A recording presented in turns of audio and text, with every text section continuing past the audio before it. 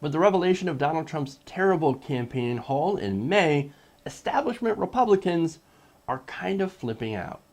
The latest campaign disclosures show the Trump campaign way behind Hillary Clinton. Now get this, Hillary Clinton has more than $42 million cash on hand. Her campaign brought in $28 million in the past month. Donald Trump, on the other hand, began the campaign with just a little over $2 million, and he closes out the month with even less, about $1.3 million. And the disparity is even more glaring when you look at the super PAC numbers as well. The New York Times' Nick Confessore speculated that Trump, who's campaigned on broadening the GOP map, doesn't have the money to contest California, let alone Ohio. And he opens his piece this morning with an unambiguous warning. Quote, Donald J. Trump enters a general election campaign laboring under the worst financial and organizational disadvantage of any major party nominee in recent history, placing both his candidacy and his party in political peril. And that, Gene Robinson, is what every person that's ever run a presidential campaign will tell you.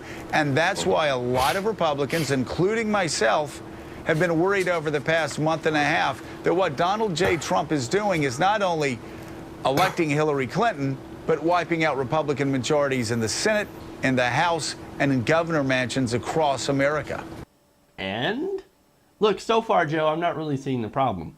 So Trump's terrible at fundraising, and he's leading the Republicans down a deep, dark hole.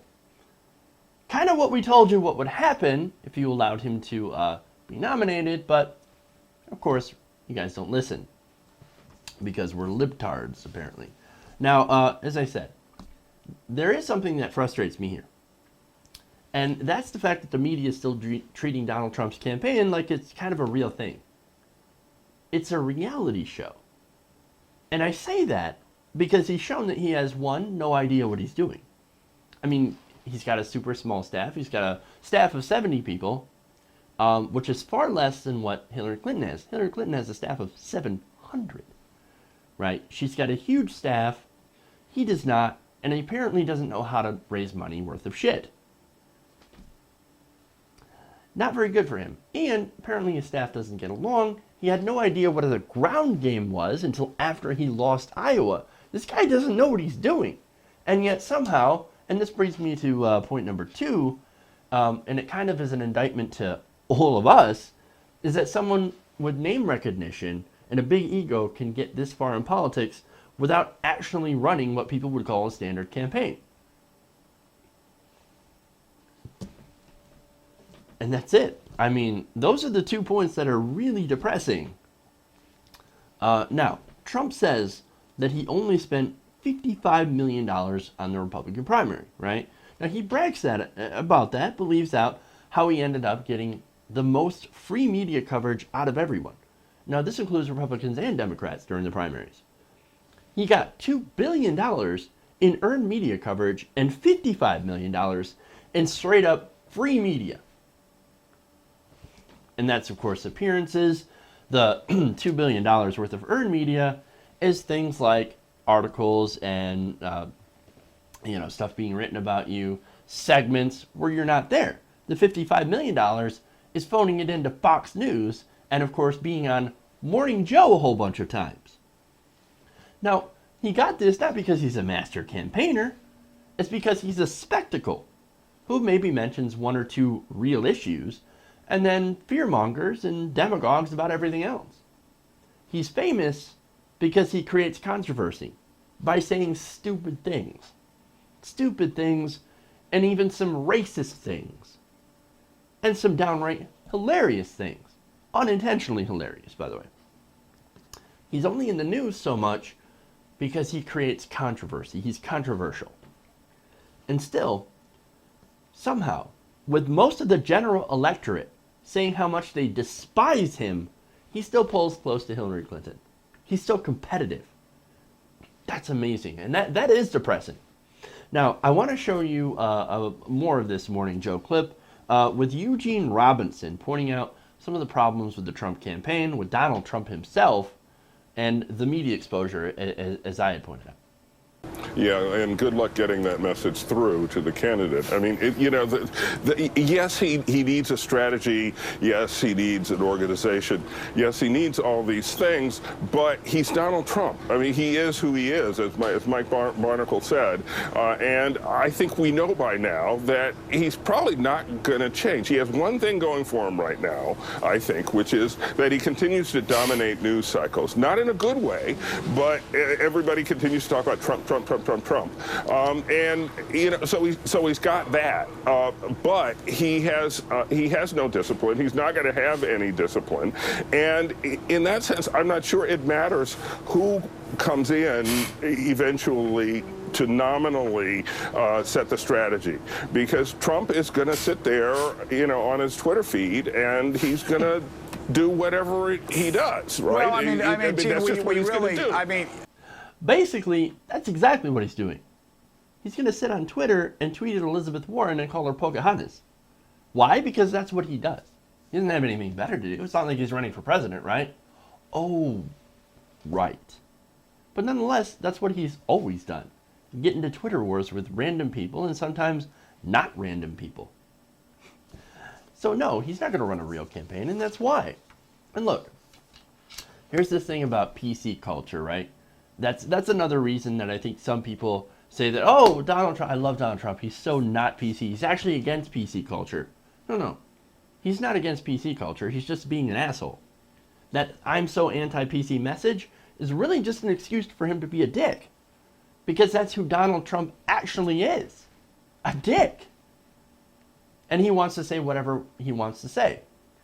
Now, I don't care. I believe in freedom of expression. But I don't believe, but I also believe that you shouldn't be exempt from consequences of that speech. You can say whatever the fuck you want. And someone else can say whatever the fuck they want against you in response to that. Now, after all that said, Scarborough still holds out hope that Trump's going to actually change and become more presidential. Listen to this. Again, we don't know that. He may change. We don't know that. He's fired Corey Lewandowski. He's out of his comfort zone for the first time in this campaign. Is there a chance, Chris Eliza, that he changes? He's surprised us time and time again during the primary campaign.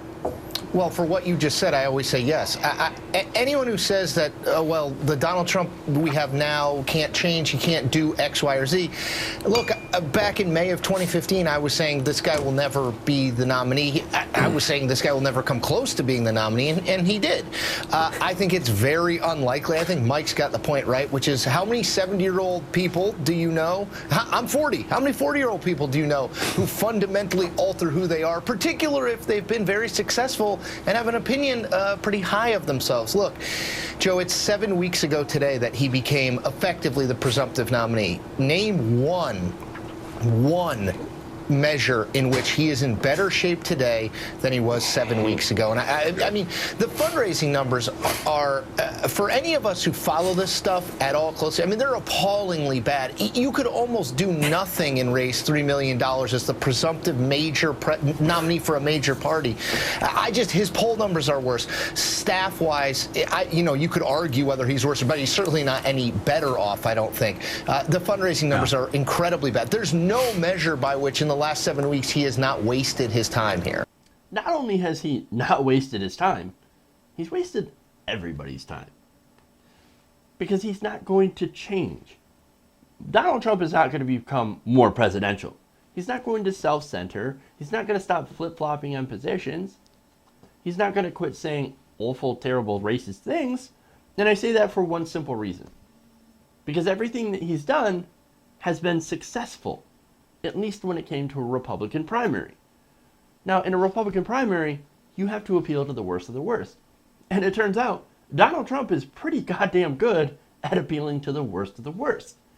Maybe it's because he is one of the worst of the worst. But now, things are changing. It's a general election, right? And if he keeps being Donald Trump, I think he's going to face a world of hurt.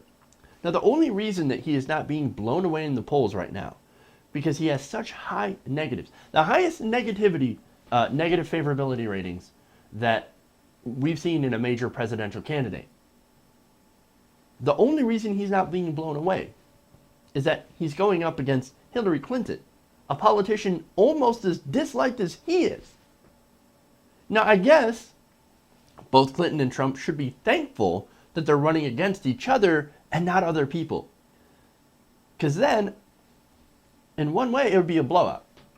Hillary Clinton versus somebody else, maybe close.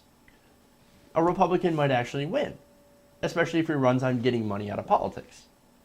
Now, you've seen instances where Eric Cantor was primaried by a candidate whose main focus was get money out of politics. And he beat Eric Cantor. If a Republican on the right says, hey, you know what? I'm going to kind of put that social shit off to the side, and I'm going to run on an issue of, hey, let's get money out of politics. Let's clean up our elections. You're going to get overwhelming support because overwhelmingly, Americans support that. Now, on the left, Bernie Sanders are doing the same things. He crushed Donald Trump in all the polls until they stopped polling for Bernie Sanders. He continued to crush Donald Trump in every hypothetical matchup. Why? Because he ran on, well, first of all, he's honest. He has super high favorability compared to Donald Trump. He had the highest favorability ratings in the entire race when they were in the primary, when they still polled him, and he ran on issues Americans actually cared about. One of them being money in politics, one of them being corruption, or being against corruption. But what we have now is Donald Trump versus Hillary Clinton. And I guess in that, there's one sort of good piece of news. Sort of. In an election where you have terrible versus cataclysmically awful, most people will probably choose just terrible. And that's pretty much election 2016 in a nutshell.